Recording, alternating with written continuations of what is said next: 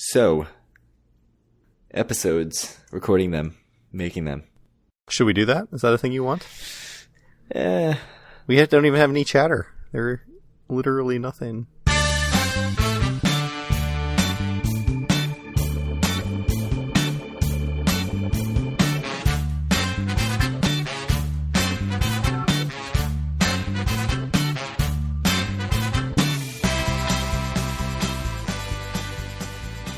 Howdy, it's Wednesday, October 2nd, 2019. This is episode 109 of Due for a Win, the Atlantic City and Casino Biz podcast. I'm Kyle Askin, joined, as always, by Craig Stone. What's good, Craig?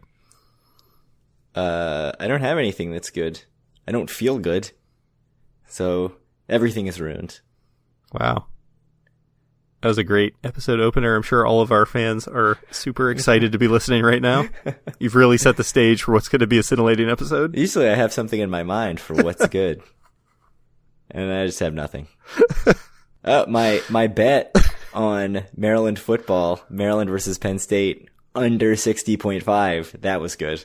That was one of your better bets. If you are not up to date on Big Ten football, Maryland lost that game 59-0. Sounds like an under. And I texted you at halftime saying this game could end 59-0 and I would still get paid out because I believe it was what? It was 38-0. 38-0, yeah. And so the rest of the game I was just cheering for 59-0. That's what happened. Locked it up. I turned it off at halftime because I had seen enough at that point. Oh, I didn't actually watch it. I was following it on my phone while drinking beer at a hockey rink at 11 p.m. It sounds like your usual Friday night. Friday night, typical Friday night. So, what happened in the year 2009? Something near and dear to my heart, except that I never actually took it, was the Aces train. Started running in February of 2009. It was direct service. I feel like direct should be in quotes here. From the New York Penn Station to the Atlantic City rail terminal. Because there is no direct rail line. Right, it still goes through Philadelphia, right? It just doesn't stop and pick up people. Or didn't stop and pick up people. It doesn't seem like a big selling point to me. So when I first started going, it was not that long after this started running, and I always meant to take it, but it was always so much more expensive than the bus. And I was like, I could take the bus for like $28 round trip and get a $25 voucher, or I could pay almost 3 times that to take this train, which had drink service on the train. Like, you had a bar, I think, on the train. That is a plus. It's a huge plus, but I was very also, cheap it wasn't at the time. The bus. I've heard many of your stories about the bus. Yeah. But it took longer than the bus, which is the hilarious thing, because of the detour through Philadelphia. So the main thing I wanted out of it was getting to Atlantic City as fast as possible. Yeah. And it couldn't really do that, so... You'd have to think that there's some old rail lines somewhere that go from New York to Atlantic City. They're just all, like, covered in grass, and they just need to be, like, dug out of the mulch to get them. Maybe. Like, that has to exist, right?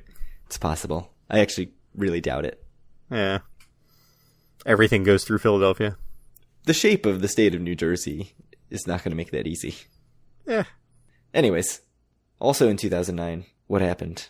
The world's longest craps roll at Borgata, which, if you've ever been to Borgata, it's written on their tables. 4 hours and 18 minutes, 154 consecutive rolls by Patricia DeMauro. She bought in for $100. Borg would not say what she cashed out for, and she said it was her only her second time playing. So that would be good if I was on a table with 154 rolls. Seems pretty good. Does 154 rolls in 4 hours seem like not that fast? It seems like a pretty lackadaisical pace, yes. Like that's less than a roll a minute. Way less than a roll a minute. Yeah, it seems really slow. What I want to know is, like, did a bunch of people buy in throughout this? You know, I mean, it's a crazy long roll. Of course people are going to be buying in. Or did it attract so much attention that people were like, oh, we don't want to ruin this. Like, and everybody's standing on the sidelines. I mean, I looked for articles and I couldn't find anything really talking I would assume about at some point it became a huge spectacle. And that probably slowed things down a little bit. But it's still, that is just a glacial pace. Yeah, I mean, I found an article saying that it drew a crowd, but I don't know if it drew a crowd of players or if it just drew a crowd of people watching. I mean, I'm sure the table was full to the maximum. You would think. I would think. What I would bet, given that she bought in for $100, is that she was like the least profitable person at the table. Oh, yeah. By far. I'm sure she just had like pass line bets that she won like 4 times or something. Yeah, she left and she had like, $450. $140. Hopefully people tipped her well. Yeah, I would assume it was not a terrible thing for her. But so going back 100 years to 1909, couldn't find anything good. So what we're stuck with is the first ever 6 days of Atlantic City. Which is what we need in our life, Craig. We do. Track cycling event. No, that's not what I need in my life. 6 day. Yeah, we do need 6 days of Atlantic City. So apparently 6 day track events. That's like a thing. Like 6 day cycling track events is like a thing into itself. So there was one in Atlantic City in 1909, the first of 2, the second being in 1932. The team that won was Paddy, I don't know how to say that, Hare of Australia and Eddie Root of the USA. That is some riveting stuff. Amazing. So I'm not a track cycling expert, but 6 days seems like an excessive amount of time for anything. Yeah, I mean, it's a bunch of events, I guess. Like, I don't know. But yeah, that's a lot. It's almost a week, Kyle. Yeah. I got out a calendar and I just looked at it and calculated and I saw it was almost a week. So, just another update on the podcast superiority poll. We are just chugging right along. I know last time we talked to you, we were 2-1 in both of our weeks, and that trend has continued. We are 2-1 in our picks all 4 weeks so far. So good. I even told you, Craig, so we picked 2 1:00 games and then a 4:00 game last week. And our 2 1:00 games won, and I told Craig, like, he needs to, since you have easier access to betting, bet your life savings on, we took the Vikings, so I said, do you need to bet your life savings on the Bears? Because never has there been more of a lock. And the Bears handily won that game and covered. So, I hope you've learned your lesson. Oh, I'm incredibly rich now, because I did bet all my good. Money. Yeah. Good. No, I did not put any money on that. Anyway, I have to say, it's been going pretty well. What are we in, second or third? We're in third still. That's pretty weak for going 2-1 all 4 weeks. You would hope that it would be a bit better than that. But yeah, I mean, we keep losing our 2-point picks. So that's part of the problem. So Cousin Vito has the same record as us, but has done better on the priority picks, or whatever, the confidence. And 7 Out has a worse record than us, but has done significantly better on their 3 and 2-point picks. So they're in first place. Yeah. So speaking of 7 Out, they also had a cricket on their most recent episode. So it's a plague, the cricket plague. Yeah. I have to say that I do not believe there's a cricket living in my basement anymore, but I did not take any actions to remediate it. So I guess it just passed of natural causes. Or moved to Long Island, where it is now a guest on the 7 Out podcast. Could be. It could be worse. It could be the grasshopper plague in Vegas right before I went to Vegas last time. That was terrifying. I didn't see any grasshoppers there, though. I was there like 2 days later. I didn't see any grasshoppers. Yeah. I mean, it was our senior year of high school that we had 2 swarms of locusts at the same time, and it was a mega swarm. I don't know. Was it bad down near you? I know up near us, they were everywhere. I don't remember that far back. You could not go outside of your house without getting hit in the face by like 5 locusts. Like the whole, sidewalks were just covered in locusts. It was insanity. Yeah, I don't remember. It was I feel legit. Like I remembered. Some Revelations stuff. Yeah, up there in Baltimore County. Yeah. We didn't have that in Prince George's County. The end of days only occurred in Baltimore County. Luckily for you. Maybe I've just completely blocked it out. We went and gambled very briefly. Well, very briefly for me. You went for a little longer. Yeah, but not in Atlantic City, because we don't go to Atlantic City. So, no, that's not what we do. So yeah, just to give a bit of a story, I had planned on meeting up with Craig and some other friends at the Horseshoe after an Oriole game that Craig came down for. The final Oriole home series of the season. So I decided I should leave my house at like 9:30 or something, or it was like 9, I guess. And I felt a little bad about it. I'm like, maybe should have left a little earlier, but whatever, it's fine. Anyway, the game went to extra innings. Craig got there at a little after midnight for a 7 p.m. start time. 7 p.m. start. We stayed for... Right, you didn't even stay the whole game. Well, we left. We started walking out when the Orioles brought in a pitcher, and we saw that the pitcher couldn't even hit the catcher on his warm-up pitches. And we were like, there's no way the Orioles are getting out of this 13th inning tied. And The first guy, I don't remember if he got hit or whatever, immediately gets on, and we were like, okay, no, we're getting out of here, and got up, and like, before we had even made it around the concourse, they had already given up a run, and as we got to our friend Dave's car to go to Horseshoe, we heard the Orioles make the final out and lose. Wait, but you drove to Horseshoe? Yeah, man. I did not know that. That is weak. Why would we have not driven to Horseshoe? Because then Dave would have had to walk back, and he could have driven us. Anyways, ignoring the logistics. Which, by the way, got us to Horseshoe ever so slightly faster. We should have left after 9 innings and just called it a victory and had another 2 hours at the Horseshoe. Didn't bother me any. I mean, I was going to be playing tiles by myself regardless of what you guys did, so... Yeah, I think I saw you just long enough to say, hey, get you a beer. Yes, I demanded a beer. And then I went down and played video poker, and then I saw you as you left. Yeah. I think that was it. That's how I prefer my interactions. Yeah, not atypical for a Kyle gambling trip. Yeah. How'd you do at the Pygo tiles? I cashed in 400, cashed out a little over 1,000. Pretty good. Pretty good for was that betting. The only $60 thing you played? a hand. $60 a hand? Was that the only thing you played? I played a little bit of Face Up Pygo. How was that? I thought it was pretty fun. The fun part, though, is just trying to set the most ridiculous hands that have the best outcome you can make anyway. Oh, which yeah, is okay. Pretty fun sometimes. So I was talking to my brother about this, and I was like, what is the fun in it? And I know people have said that they really like it, but I couldn't really figure out what would make it fun, and that would make it fun. Oh, no, it's not that fun. But, like, one time I had 2 pair, and I split both of my pairs because the dealer had, like, a flush and, like, a crap top, and I'm like, there's no possible way I can set my hand to either win or lose this, honestly. So I just made a Pygo and a tie because I split my 2 pairs. So that's, like, fun to do that kind of stuff. But, no, I didn't really enjoy it. So if Face Up Pygo becomes the only Pygo, will you be sad? It's the same as regular Pygo poker, which isn't my favorite. I only will play socially because other people like it a lot more than I do. Interesting. I like it fine. It's fine. I think I prefer tiles. Face up is fine. Face down is fine. Tiles is incredible. So I got there, got some sort of drink, old fashioned, I think, and then went down straight to the shitty video poker machines. The video poker there is horrible, by the way. Oh, it's just awful. I think I played, I don't know, half an it's hour of video awful, poker. And maybe. it's like $20 to a point, I think. I think it's bad, and the comps are... Yes, the comps are horrible. Just couldn't hit anything. Like, just losing. Our friend Dave sits down, and I think on his, I don't know, second, third, fourth hand, it was very, very quickly, he gets a flush that is also 4 to a royal.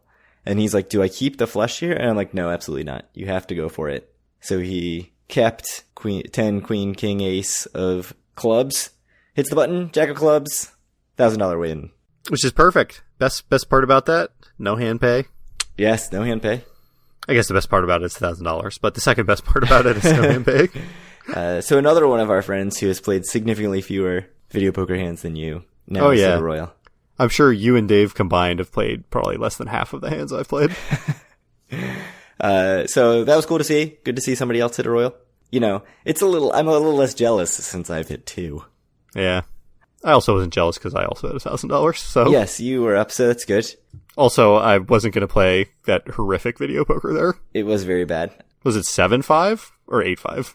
I think it was 7-5. That's well, bad. we were playing double bonus. Okay.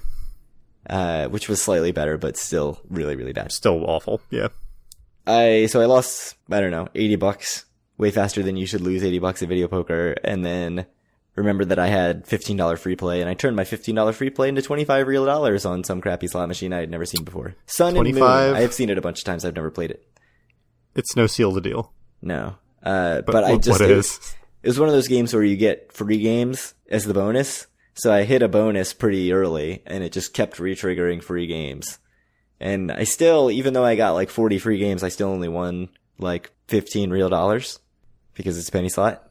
But it did have the plus side of having Paul complaining the whole time about free games. Yeah, because he was like, this is so annoying, it's not even fun. Which I enjoyed. Yeah.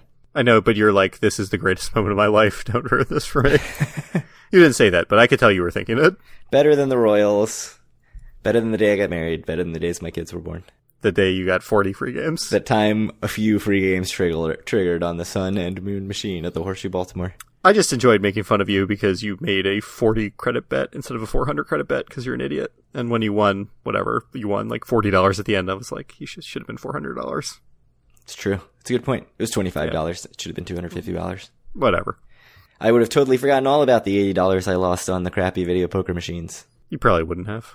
I know how you work. That's true. So speaking of Caesars Entertainment Casinos, which Horseshoe is one, Caesars Entertainment has named a new regional president for Atlantic City Casinos, Ronald Bauman, to replace Kevin Ortzman. We keep saying he got fired. I think that's the way it's been reported. It's not like Caesars came out and was like, we fired that guy. I think we're fine. I don't think we're getting in any trouble. Any thoughts on Ronald Bauman? I hope he doesn't make out with one of his employees and then fire another one in retaliation for getting whistleblown.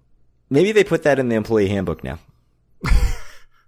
You think it was like a training issue? Yeah, they were like, in case this isn't abundantly clear. Yeah, could be. I think, yeah, you're probably onto something there. So I don't think we know too much about this guy. I mean, he was the general manager and senior vice president of Indiana Grand Racing and Casino in Shelbyville, Indiana, which I feel like I should have a Simpsons reference here. Yeah. They're always eating their candy in Shelbyville. They love the sweet taste. He's held some leadership positions at CET casinos in Atlantic City previously, and we'll see how he does. There's nothing else to say. I tried to get this story out of the episode, but lost. So I'm sorry, everyone. I'm sorry for not having a half dozen Shelbyville Springfield references teed up, ready to go, all from the Lemon Tree episode of The Simpsons. So both of the hosts of Due for a Win are feeling deep shame at this exact moment? Yes, but for vastly different reasons. So Ocean has a new players club. About time. Yes. I mean, I don't really know if they needed a new players club, but they needed to fix some stuff. So their new players club seems like the old players club, but they've gone back to having their comps expire after 6 months of inactivity, unless you're the lowest level, which makes it 3 months of inactivity, right? Yeah, which I guess was the way it was before. I don't know for sure about the lowest level expiration, but it seems like people are saying this is putting it back to the way it was before. Mm-hmm. I'm guessing they're responding to the heat they took about this. I mean, a lot of people were publicly a couple people in particular people seemed angry. Were publicly making this a cause, as they should have. I mean, it was a ridiculous policy to have the rolling comps, especially making it effective on comps that had already been earned. I mean, it would be one thing if they said, okay, starting with comps you earn right now, these now will expire 6 months from now, regardless of activity between now and then. But to do it retroactively was really crappy. So they're sort of going back to the way it was.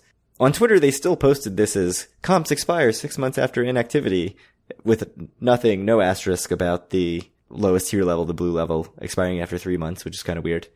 Twitter handle Play with an Edge 1 pointed out, like, that's not really accurate what you're saying in this tweet. And he, along with Eric and Jim from New York, were all very vocal about the change. Ed also got involved at some point, I saw. So the new Players Club is called WOW. WOW Players Club. Wow. Still, in the video, I watched it, said you can drive a Mercedes or whatever. Yeah, they don't explain how one would get any of these perks. Driving a Mercedes, staying on a Carnival cruise, going to the Hippodrome in London or something, I think was one of them. Like, if you fly to London, we will make sure you can get into the building to look. Yes, that'd be great. I hope that's what it is. If you pay the entrance fee. I still don't have a card. I say this every time we mention Ocean. I don't have a card. Yeah, I don't know. Do you have any hot takes? I don't think there's really any hot takes to have. It's a players club. It seems like every other players club. It doesn't seem as crappy as their previous policy. What else is there to say? I don't know. They don't have very much goodwill right now from the community. They do not. I mean, there's probably more to say about Ocean, but I think we can handle it in our mailbag segment coming up. Just as a spoiler, our marketing director has informed me that we cannot talk about it until after the ad break. Okay. We'll have to get an ad between now and when I edit the podcast. I'll ring up the Clark Chamber of Commerce right now. Yeah, I know. That's our list of previous partners is pretty short, so it shouldn't be that hard to find someone. Yes. Maybe we could get a new partner. Ocean's Players Club. We haven't screwed over the players in like 3 days, and it like rolls down to 4 or something. Yeah, like those no accidents at work board. Right. They should. Hey, they're up to like 8 days or something now. I don't know. They should pin that to their Twitter. That's pretty good. Yeah, I'd be willing to pitch that, but that's like the only context in which I'd be okay with doing it. It's like, we got this great idea for you guys. This is how we're going to market it. It's like, sirs, you are not allowed here anymore. Yes. Where we are allowed is the Atlantic Club. Indeed, because we own it, right? Wait, did we buy it? Yeah, I thought so. Okay, I didn't talk to our accountant. I'm so confused. This is what happens when you don't run a tight ship. You don't have any ad breaks set up. No. You just lose all your money selling t-shirts. You don't know which casino you own in Atlantic City. We run the loosest ship.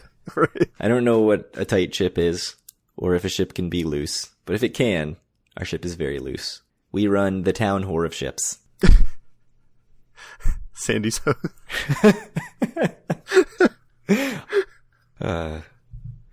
Our ship is the Sandy's Hose. Oh my goodness. We should get a boat and dock it in Atlantic City and name it Sandy's Hose. So anyway, the Atlantic Club has sold for the fourth time since it's gone out of business. It's one of those for sure. It is sold to Coliseo Company. It's, I believe, a New York company, and basically they're being pretty coy, I guess, about what they're going to do with it, because that's how these things always go. Actually, I guess the last 2 times it's been like pretty clear, like, we're going to make this whole indoor water park for families or whatever. But yes. So there's a major difference, which is the last 2 times there have been very clear plans and very clearly not funding. Right. And this time it's actually TJM Properties, the current, I guess now previous or about to be previous owner, saying, hey, we sold this place to these people. So that seems like it's actually going to happen. We'll see. You're still skeptical. I feel like I have reason to be skeptical. No, it's fine. Yeah.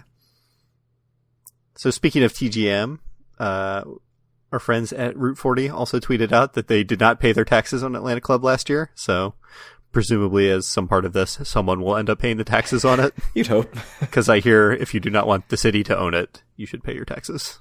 That is true. That's what I learned in real estate school, that the county or city or whoever likes to take your property if you do not pay taxes on it. That's true. I mean, we've seen this with sort of like interim. TJM owed a bunch of taxes last year on. Yep. And they took them forever to pay it. Yeah, and Glenn Straub, when he owned Revel, yep, was in a big fight about his taxes. So I think it's probably just something where, you know, you're not making any revenue on this property. Yeah, they're not in any hurry. You might as well take your time and see what happens. Yeah. I don't know if that's actually a thing that goes through people's heads. So Wayne Perry of the Associated Press wrote an article saying that the company does not have, nor does it plan to seek, a casino license, and the deed restriction preventing it from being used as a casino remains in place. So seems like we're looking at a non-casino hotel. The one little quote from Coliseo was something about restoring the property, so it doesn't seem like it's a knockdown job. Well, but it was a bit unclear because in the article, at least the one I read, I think they had a bunch of people in that are like, yeah, I think they're going to knock it down. I mean, Rocco Sebastiani of Coliseo says they're looking forward to restoring such a great property. Restoring does not mean knocking down. It's unclear. So there are a couple competing reactions on Twitter from people with more knowledge about this stuff than we have. Roger Gross from Global Gaming Business Magazine said, good news for Atlantic City. Town needs more hotel rooms, but does not need more casinos. And it seems like a questionable take to me, but okay, go ahead. Well, I mean, I think the argument is certainly that capacity in the summer, sure, that, you know, rooms are filled to capacity in the summer, and yes, you know, we saw people make that argument for Ocean, that they needed the rooms open. I don't know if that's accurate. Fine in the summer. It's bad for 9 months of the year, but okay. So Jim Kennedy, who is at AC Econ Policy, said, the casino hotel is best a knockdown or perhaps downsized. What do you think? From everything I've seen and heard, I mean, it's been in total disrepair for the last 5 years since they closed it. I mean, zombies took it over, so... Yeah, that did happen. That's true. Which, by the way, I don't know if it's in our thing, but the zombies have packed up, and I think they're done with filming or whatever. We did it. We beat the zombies. We beat back the zombies. They're moving on. In Las Vegas. Yeah. Thankfully, Las Vegas is again safe from zombies. But, yeah, I don't really know. I don't have any deep insights into the situation or anything. Of course, I would like it to be a casino. I'd like it to just be exactly as it was, but I suspect that is the least likely outcome of all the outcomes possible in the universe. Least likely and probably highly unreasonable and doomed to fail. But on a scale of 1 to 10, if they knocked it down, how sad would you be? Like 9. But then again, it could change quickly. Like, if you'd asked me in 2015 or 2016 or whatever, how sad would I be if they just knocked down the Showboat? I would have been like 9. But now if you ask me today, I'd be like 0. So, like we'll see what happens. Right, I'd be like actively happy. Yeah, we'll see what happens. Tagline of the show, every episode since episode 1, we'll see what happens. That's right.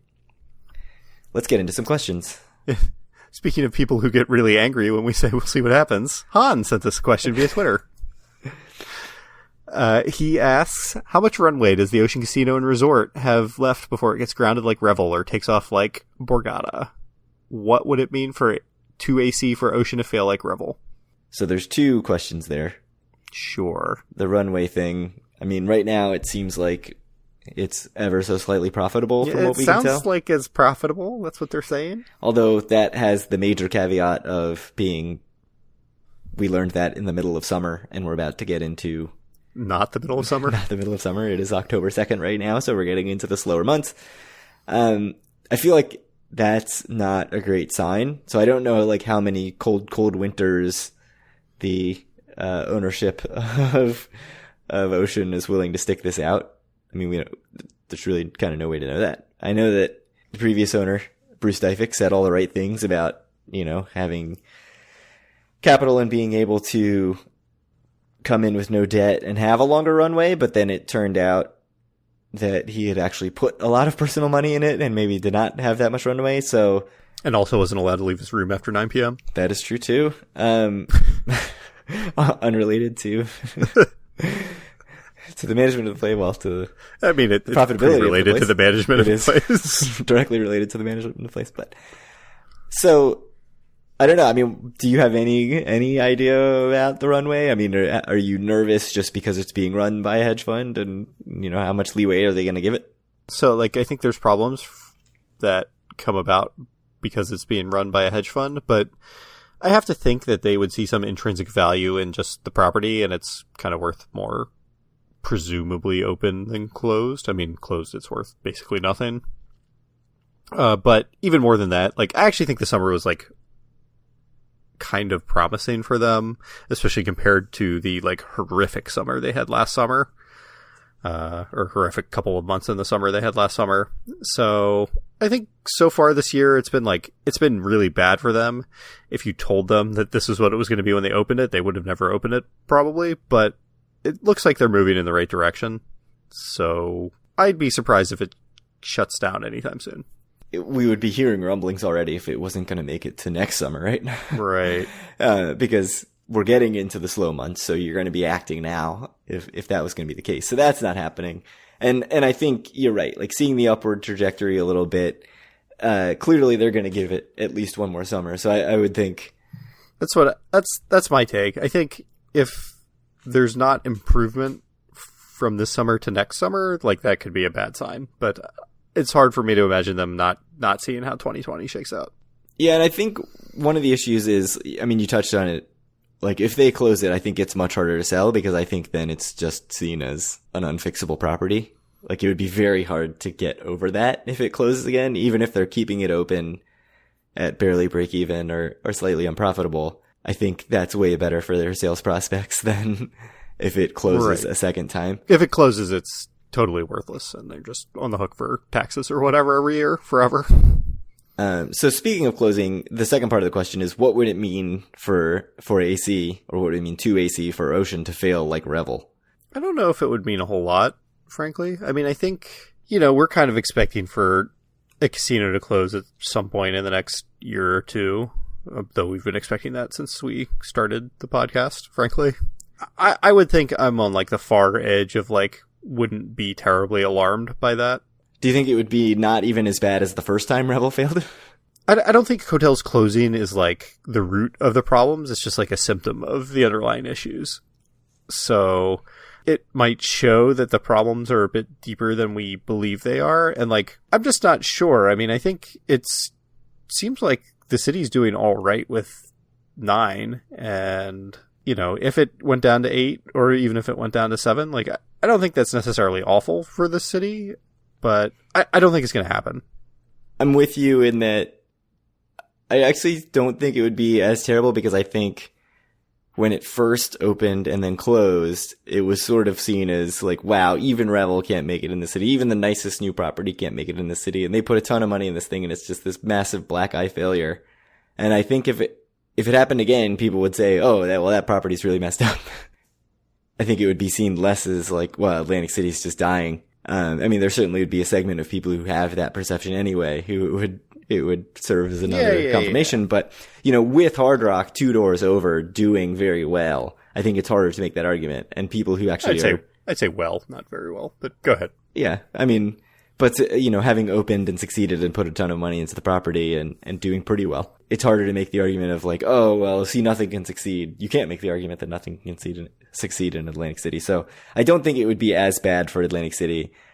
I think if it fails and closes again, you're going to be talking like demolition at some point, because I think people are going to be seriously like, and that would just be unbelievable to me. I mean, it's just like, it's such a nice property, but there were major management issues, both iterations.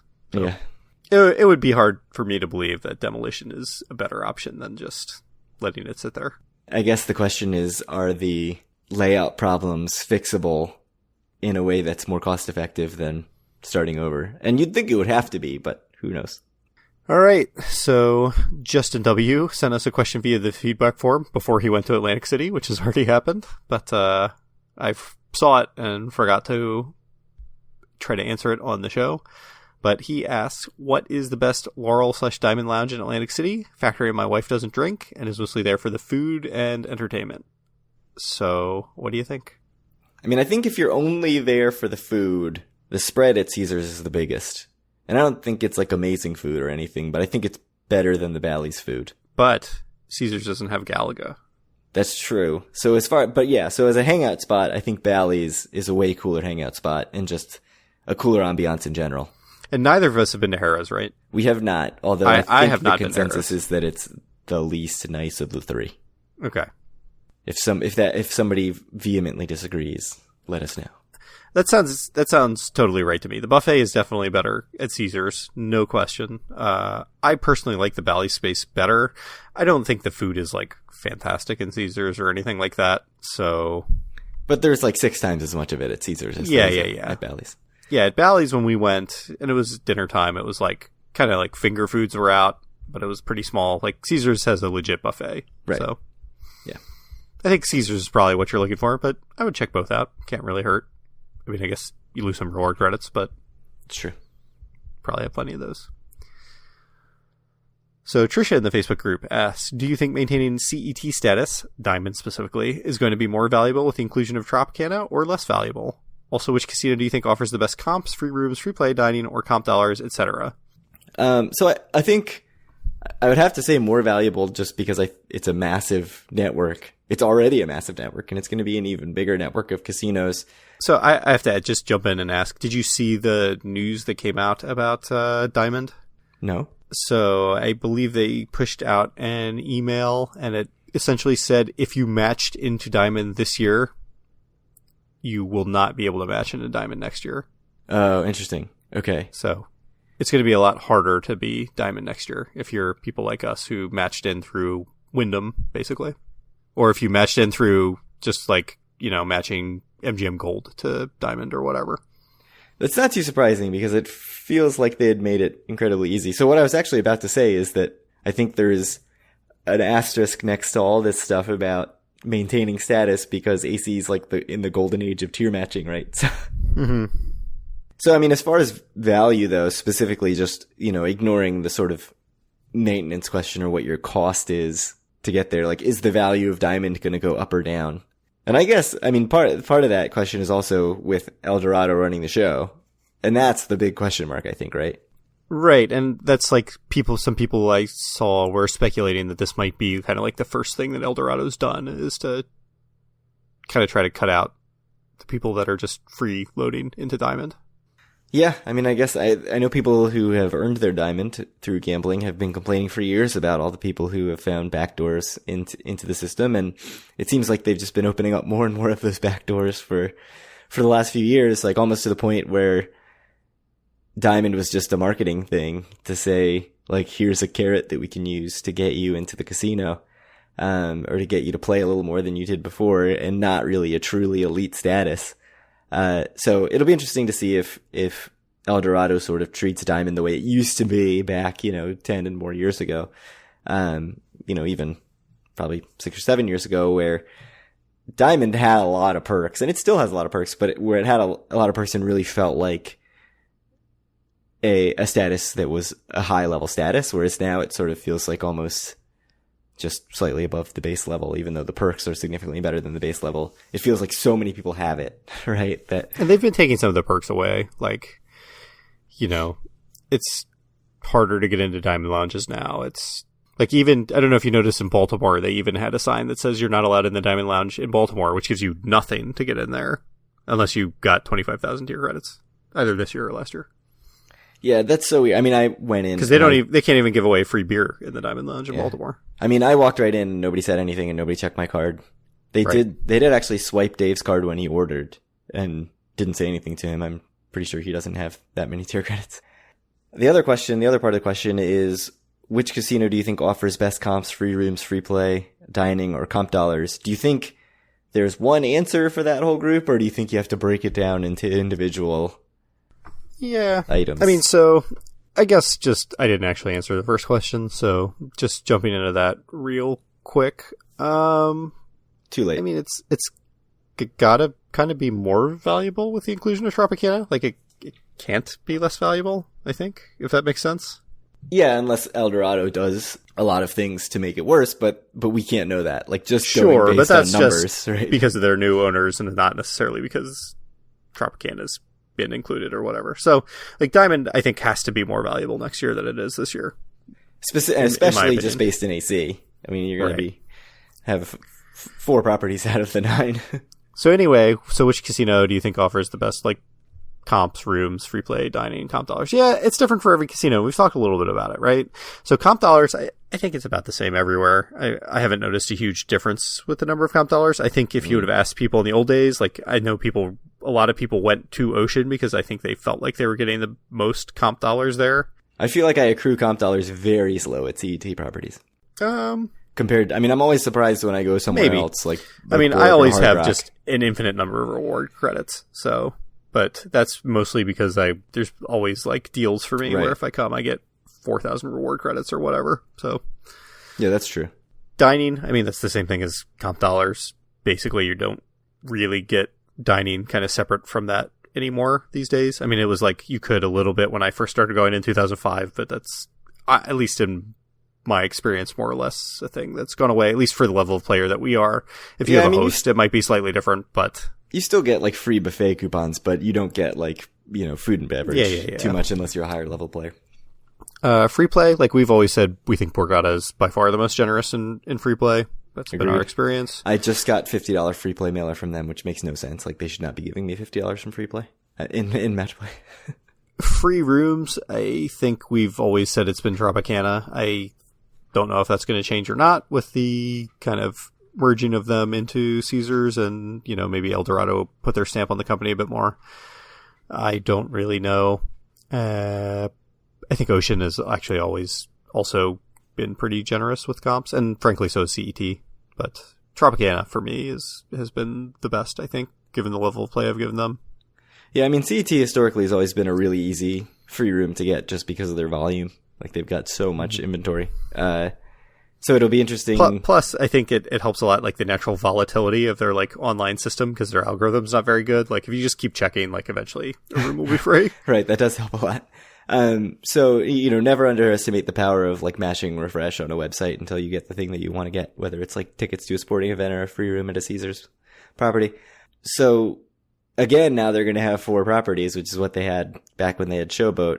And it felt like you could pretty much guarantee even a very, very low level player that you were going to get a room somewhere if you just kept checking. And obviously, yeah, that was back in the recession time, and this is not that, but they're going to have a ton of room inventory. So I don't know if we're going to see similar sort of ease of comped rooms there. But I mean, for now, I think Tropicana is going to be part of that network, and Tropicana is the easiest room to get, I think, right now. And best comps, I mean, I think that's kind of the combination of all the things we just said, unless you mean like who gives away the nicest waffle irons or whatever. Ooh, but, that's a good question. And in my experience, Trop is always trying to give me free stuff like all the time. Hard Rock actually reaches out to me. Yeah, Hard Rock too, gives away a lot of stuff. Yeah. Yeah, I think those two have kind of been the standouts for me, but Trop for me is just like nonstop with like, come, we'll give you $50 gift card, or come, we'll give you like whatever, a blender or whatever. So yeah, I get a lot at Hard Rock, but I guess a big part of that's just that I've focused my play there my last few AC trips. So hopefully that helps. Is there anything more to say about that? No. All right. So Chuck from the Facebook group, what is a good reason to make the trip to Atlantic City from Maryland anymore? I think that's a super great question. And I think that, a lot of the problem, I mean, some of it was definitely the economy in kind of 2007, 2008. But, I think if you ask at least the two of us, the main problem is just the legalization of gambling that's happened up and down the East Coast. Like that's been the biggest driver of AC losing their business, right?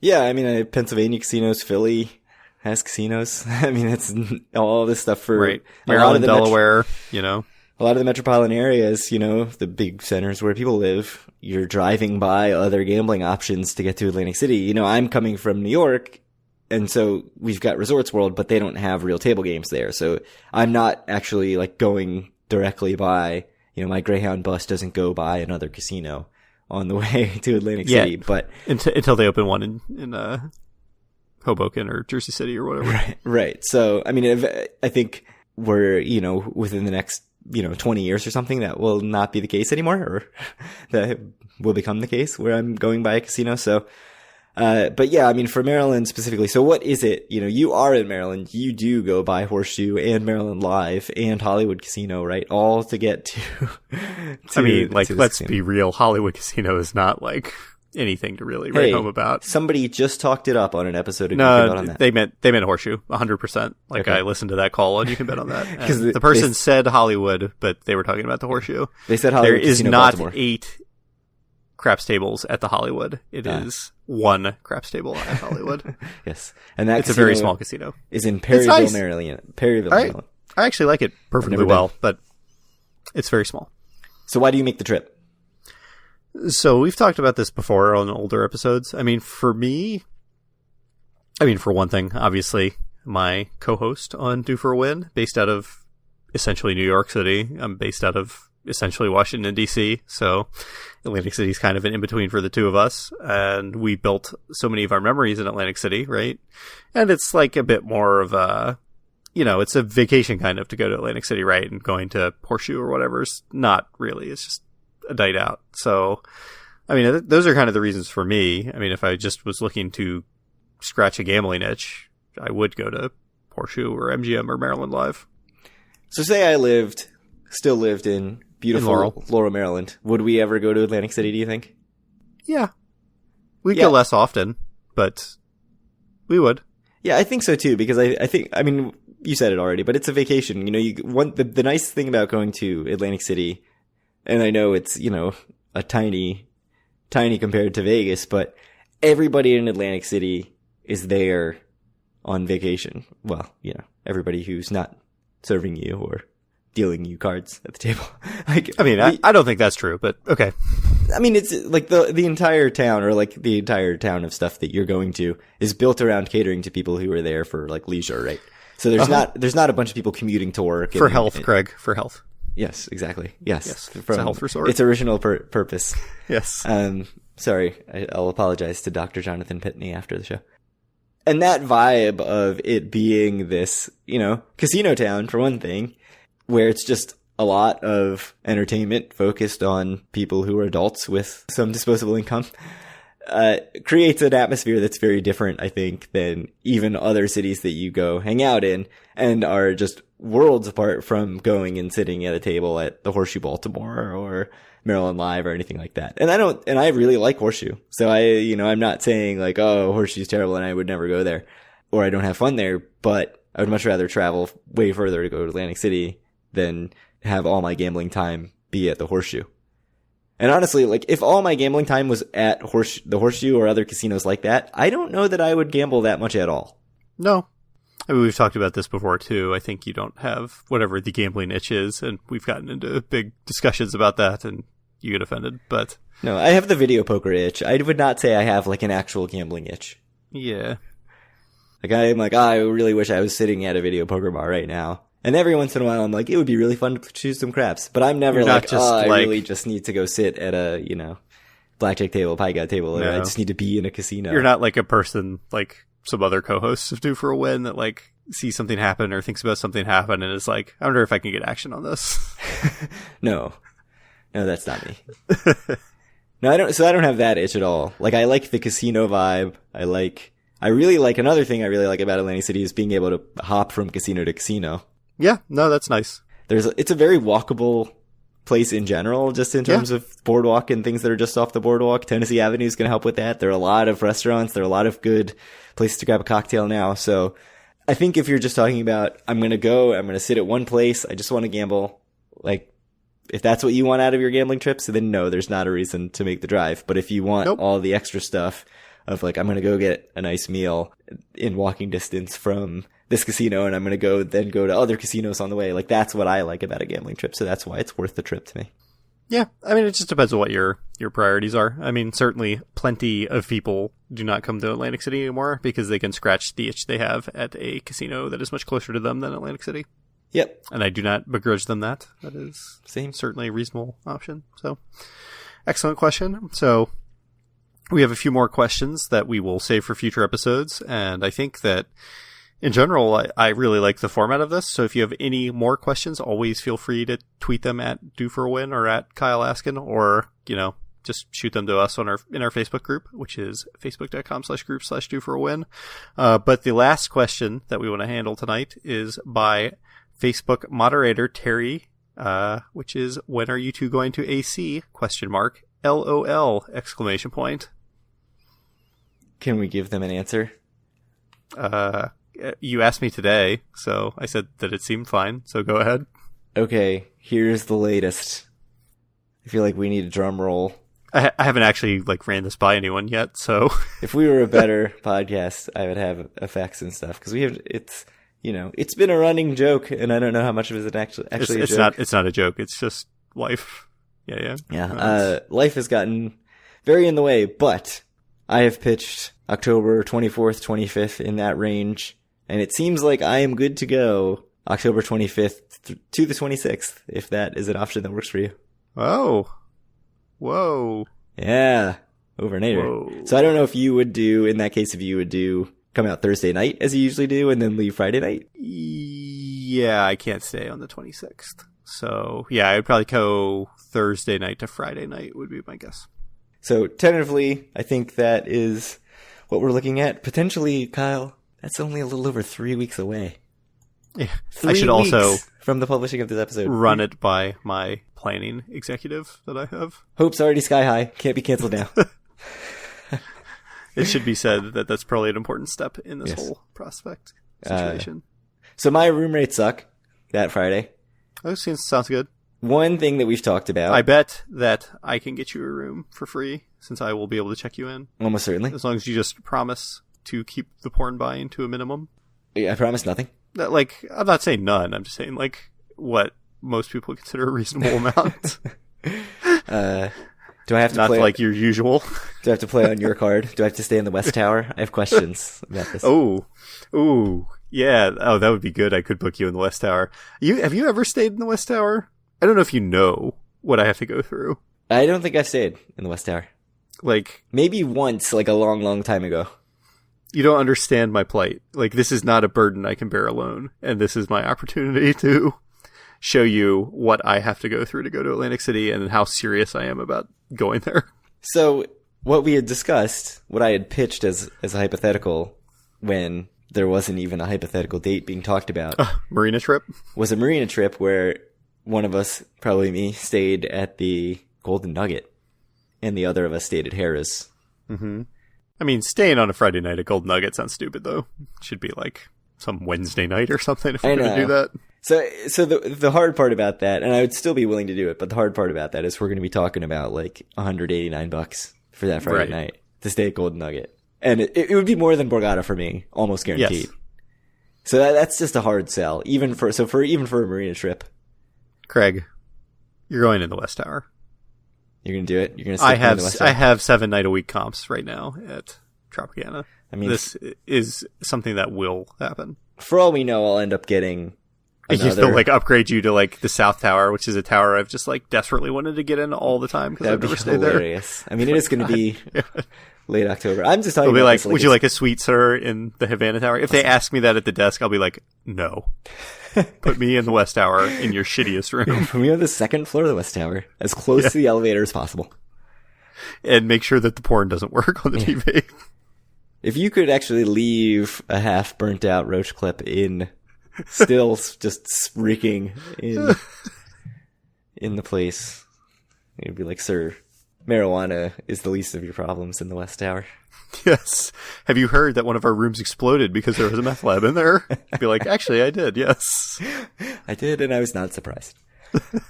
So, I'm talking about this like it's a done deal. There's obviously a major hurdle that still needs to be cleared. Even if I cannot go to Atlantic City, I will drive up on Friday to book you into the West Tower and then drive home.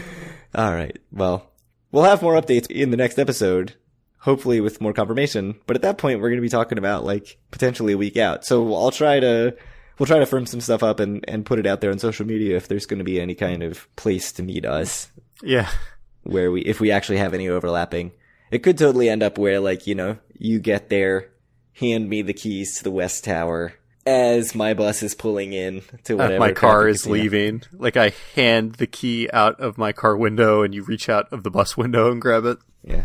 So basically like the same amount that we saw each other at the Horseshoe Baltimore last week. Yeah. It was great. Seems totally acceptable.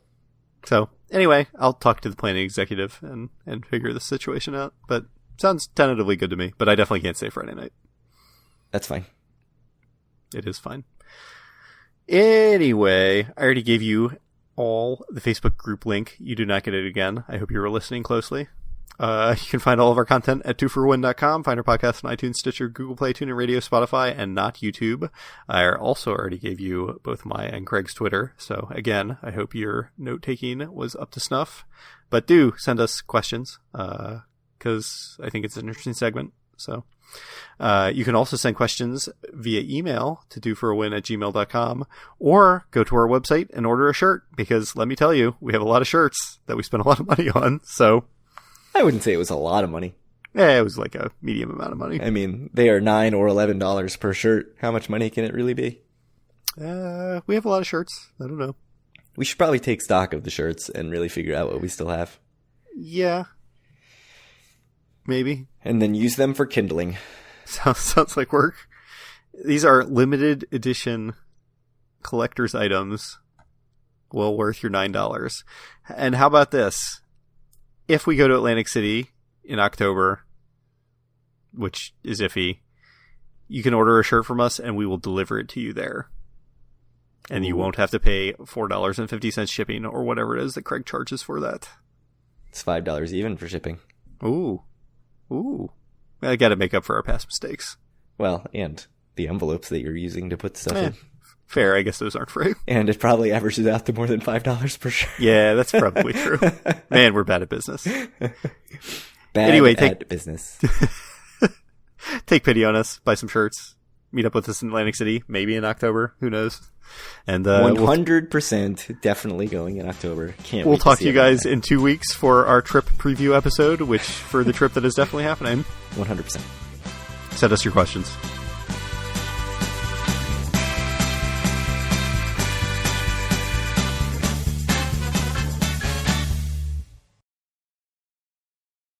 Coming out of the path, I look up and I see, a Total Rewards logo. And I'm like, oh, that's a homeless guy. I wonder if he got that jacket on the way toward becoming homeless. Probably. Probably not. He probably got it at, the estate sale of some other now homeless guy. Homeless men do go to a lot of estate sales. That's what I've heard.